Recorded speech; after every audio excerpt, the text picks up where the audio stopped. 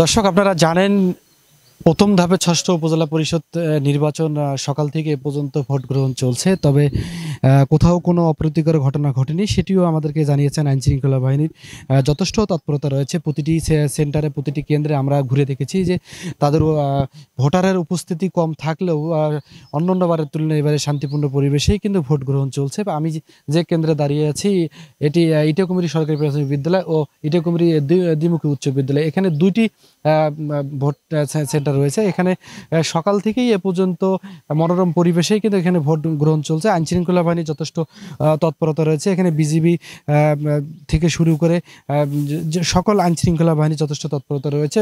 বিকাল 4টা পর্যন্ত ভোট গ্রহণ চলবে। তবে আমরা এই আজকে যে প্রথম ধাপের নির্বাচন অনুষ্ঠিত হচ্ছে, ভোট গ্রহণ চলছে, সে বিষয় নিয়ে আমরা কথা বলেছি উপজেলা যে নির্বাহী অফিসার নাজমুল হক সুমনের সাথে আমরা কথা বলে জেনেছি তিনি আমাদেরকে এমনটাই জানিয়েছেন যে কোথাও কোনো অপ্রীতিকর কোনো ঘটনা ঘটেনি, শান্তিপূর্ণভাবেই কিন্তু ভোট গ্রহণ চলছে। অন্য বারের তুলনায় এবারে কিন্তু ভোটাররা এই ভোটমুখী হয়েছে। তাদের ভোটার অধিকার যে প্রয়োগ করবে সেটিও কিন্তু ইতিমধ্যেই তারা করছেন। নির্ভয়ে তারা কিন্তু ভোট দিতে, যদিও সকাল থেকে এ পর্যন্ত ভোটারের উপস্থিতি কিছুটা কম। এ পর্যন্ত আমি যে কেন্দ্রে দাঁড়িয়ে আছি ইটাকুমিরি সরকারি প্রাথমিক বিদ্যালয়, এখানে 47% ভোট কাস্ট হয়েছে, সেটিও আমাদেরকে জানিয়েছেন এই কেন্দ্রের প্রিজাইডিং কর্মকর্তা।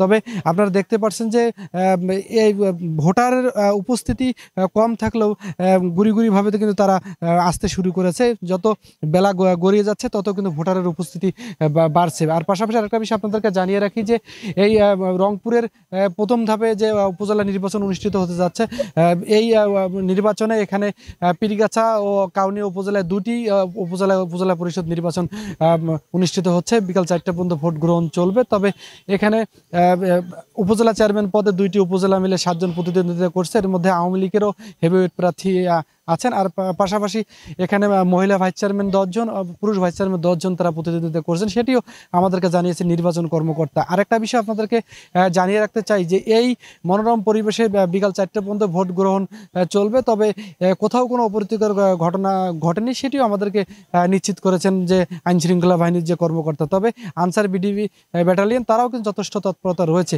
এই ছিল আমার কাছে এই প্রথম ধাপের নির্বাচনের দুপুরের সর্বশেষ সংবাদ।